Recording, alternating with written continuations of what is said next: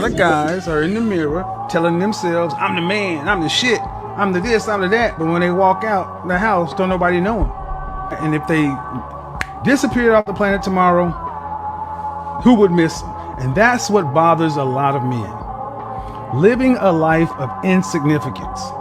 And all I'm saying is recognize it and change it. Don't bitch about it. All right, that's the next topic, living a life of insignificance. I see Shan already getting his head going. What's going on, brother? You want to chime in first?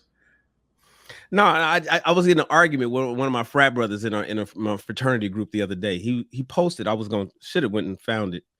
But he paraphrased that somebody else posted. He was like, he said it's more important to be interested in other people. Because when you're interested, because most people aren't interested in other people, you should pay attention to you could find success in the small details of people, and then you become interesting. Something like that, right? And all these noobs was in there saying, oh yeah, that's a good phrase, that's a good post. And I went in there, I said, nah. I said, I like the third sentence better. I said, become more interesting, more so than being interested in others. Once you become interesting, people will pour into you. And then of course you can learn about other people as you go. But if you are so busy focusing on what other people are doing, you might end up becoming a nobody and chasing after everybody all your life. Be interesting is the goal. And that was just a comment. That was just it's not really on this, but it was more so a conversation in a group on Facebook. So when you say living a life of insignificance, what Kevin Samuel says is exactly true. Stop bitching about it. Become something more than what you are. Now, I know it sounds easy, and I know in theory it sounds easy, but in practice it's really hard. But in my opinion, it took me a long time to realize mediocrity and average. Like my fashion business motto is we don't do basic. That's the name. Like our clothes, I got it on the wall, real big, written. Had a guy come in and paint it on the wall where all my employees work. And it says, we don't do basic. So if basic shit is what you want, then don't come here. But that's how you should live your life, fellas, gentlemen, everybody that's watching. Don't be a basic dude. I get it. That's where that's where everybody lands. That's what average comes from. But strive to not be so insignificant in everything you do, the way you mow your lawn, the way you play basketball, the way you play dominoes, the way you have sex with your woman, the money that you make, the amount of money that drops into your direct deposit every 2 weeks. Be above basic with most things. And then I think life will get a lot easier. I'll land right there and let other brothers speak. I remember when I was first, I had two coaches, it's like speakers, coaches and stuff like that. And I knew I never wanted to be a speaker. I don't care about being a speaker. I want to be a personality. I don't give a damn about speaking and motivation. I don't care about all that stuff. And they would get mad at me because I won't listen. Well, it wasn't that I wasn't listening. I just was more significant than, other people. So other people were listening. I was looking at the actual coach and how he operates, how he runs this coaching group. Other people was listening to his coaching. I'm listening to like his tone of voice, how he commands a room. When he walks in a room, everybody stops talking and looks up. I'm learning that type of stuff. So with me, when it comes to insignificance, it's just like one doing the bare minimum, or either not being afraid being afraid to step up, say something, or be wrong, or not be the best follower. I wasn't the best follower. I was the worst follower. I was I was terrible, like under my coaches, and they said it. And one of them, my first coach, shout out to Kendall Ficklin, he literally was like, yo, I want to thank you for not listening to me because I didn't see your vision. He said this 6 months ago. He said, I didn't see your vision. Thank you for not listening to me.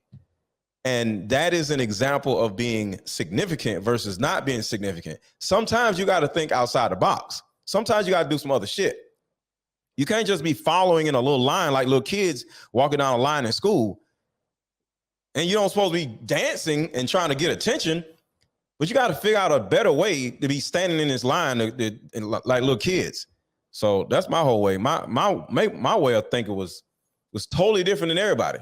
And you got to embrace when you're different and do something with it. Yeah, I agree, man. I speak about it all the time. I think I went on a rant last Tuesday about it. You got a lot of dudes that are out here chasing the wrong shit, trying to emulate what you're seeing. Or I'm focused on women, or I'm focused on this, I'm focused on that. And that's why I like Kevin Samuel so much, man. Rest in peace to bro.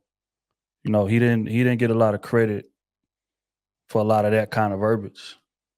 Act like, oh, he just got on here, just bash women all day long, whatever the case may be. But this man on the opposite end was telling boys, get on your shit. You can't be out here expecting a Beyonce or a Rihanna if you ain't accomplished shit.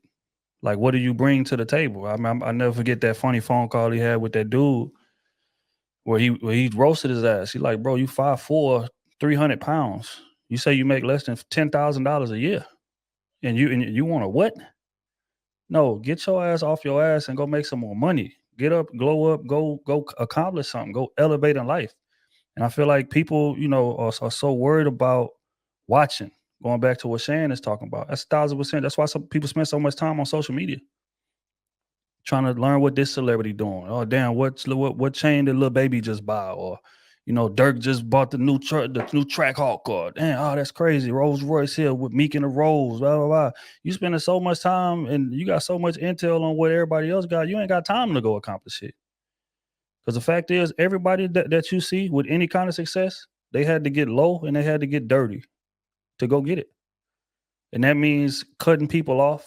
That means not paying attention to what's going on outside. That means going into that dark hole and doing whatever it is that you got to do to get where you got to get to, whether it's studying to graduate college or it's, you know, writing raps in the studio for hours upon hours, or if you're an athlete, you in that gym by yourself at 4 a.m., 5 a.m., putting up 1,000 jumpers a day. But people don't see that. They see Steph Curry come out there and hit 16 three-pointers and be like, damn, that must be God-given. It ain't. Niggas is putting in work out there to be that great. And you can't put that work in if you constantly worried about everybody else. You constantly looking to the left of you, looking to the right of you. Fact is, 98, 97% of people is sheep. Scared to death. Going back to what Mr. Lego said, to speak out. Scared I'm going to say something wrong. Scared I'm going to embarrass myself. So I'm going to just blend in. You will never be significant trying to blend in with everybody else. You're going to be a carbon copy of them. And we see it on these panels all the time. You got people that's, you know, stealing Kevin Samuel's swag, or stealing this YouTube influencer swag, or that one, or whatever the case may be. You'll never be respected like them if you copying somebody else. So sometimes you got to disconnect from this shit and figure out who you are and come with your own new, fresh approach.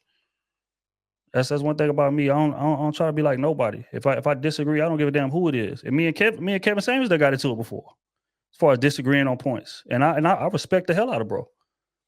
But if I believe something is true, I'm standing on it. I don't care if it's me versus 1,000 people. That's how you become significant. Not just caving because, you know, everybody's going this way. So fuck it. I don't want to embarrass myself. I don't want to seem like the odd man out. I don't want to go against the grain. So I'm gonna just go with them, even though I don't really believe in that. That is the fastest way in the world to insignificance. So, you know, just to echo what bro was saying, man, like disconnect from this shit. Whether you got to disconnect from social media, go read books, go do whatever you got to do. But be the new you. It ain't shit special about being the next Kevin Samuel. Be the first you. Simple and plain. That's good, man. I was thinking about it from the perspective of, if you live in a life of insignificance, then you realize you don't really understand that you have a purpose, right? And everybody has a purpose. And I come from the perspective of a biblical perspective. And so, you know, being a husband and being a dad, you are. It doesn't make any sense for you to be insignificant, because you are paving the way for the next generation. You are teaching your sons and daughters how to be, your sons, you're teaching them how to be a husband, and you're teaching your daughters what to look for when they're looking for a husband. And so that just in that particular part of you being a man, you are not going to be insignificant. Just that you will be able to change your family's legacy. I think it was Dr. Tony Evans who talked about you want to change the world, then you start at home. So the men that are saying that they're leaders, well, you should be a leader in your home first before you even step out the door, right? And if you're not a husband or a dad, you should be influencing or talking to these young dudes about how the decision that you made that wasn't a good decision, and so I'm trying to keep you out of that, right? So if you're, in my estimation, if you're living a life of insignificance, you're doing that on purpose, because it is inherent as a man to take care of things, to resolve situations, and to be an answer to a help.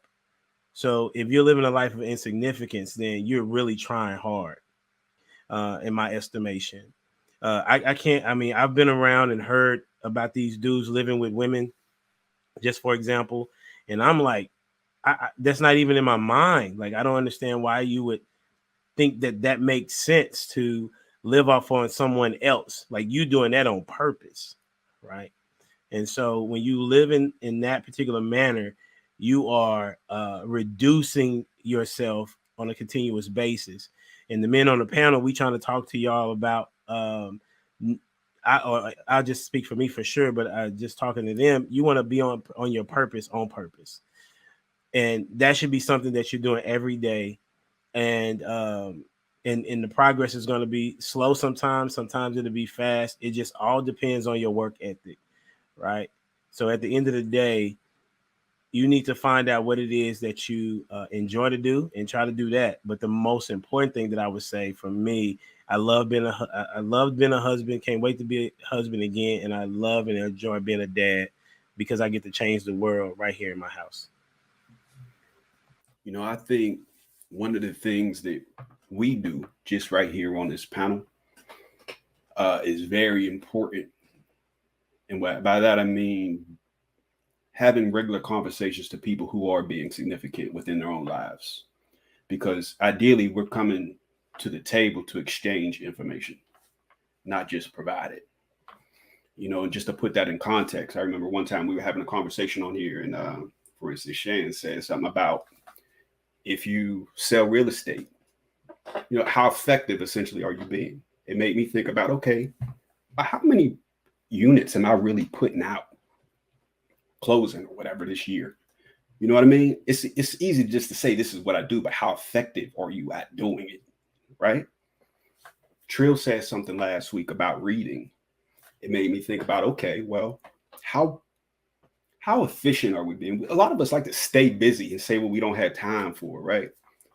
But what's productive use of that time, right? And if you can't make a space to learn, how effective and how significant will you continue to be? I've been on Humble Dad's podcast. He talked about fatherhood. He said some things that made me think about, damn, this emotionally unavailable thing is not going to fly with my kids. I better tap into some type of motherfucking affection, right? In order to me to be effective as a father, right? But see, these thoughts are inspired by having conversations with significant people several hours a week, every week, consistently.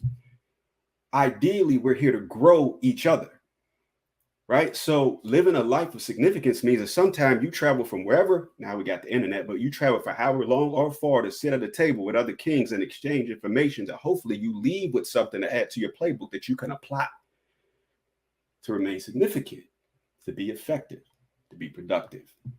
So that's my take. Yo, but Rio, you said something that was really important, man, and I really hope the audience didn't skip over that. You talked about, and as soon as you said it, I just think about people that are quick to talk about what they do, like associating titles to their name.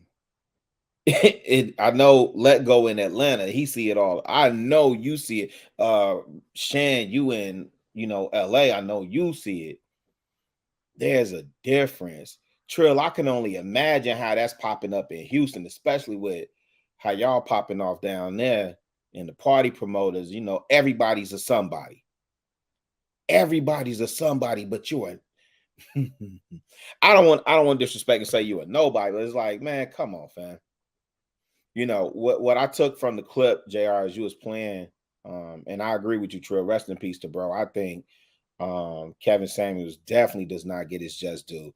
And I think in his untimely passing, I think he is still, his gems are still resonating. I say all the time, the dopest, and I'm grateful that I had a chance to tell him, the dopest video that I think he did was Things Your Daddy Should Have Taught You. That's a video that is required for every young blood and every old head that don't know how to wipe his tail correctly should watch that video. Like facts. If you taking off your drawers at night and you got streaks in them, you should watch that video. You're gonna pick up a lot more, but just, you know, anyway. I think living a life of significance, man, I think it's rooted in purpose. I agree with Humble Dad, you know, in the sense that it's rooted in purpose. And then I also don't want to misconstrue and you know, having people misunderstand that, you know, the significant part of it isn't necessarily you know, everybody's not gonna be to the visibility and level of a Jay-Z or a Kanye or a Dame Dash, or I don't know, what's the old boy name?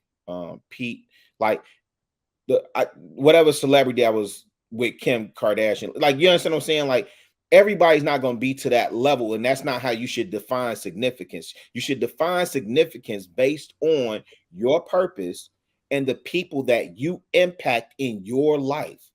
Why do I say that? Because you know, y'all know me, man. I keep up, you know, on the side. I keep up with pimping and whole culture.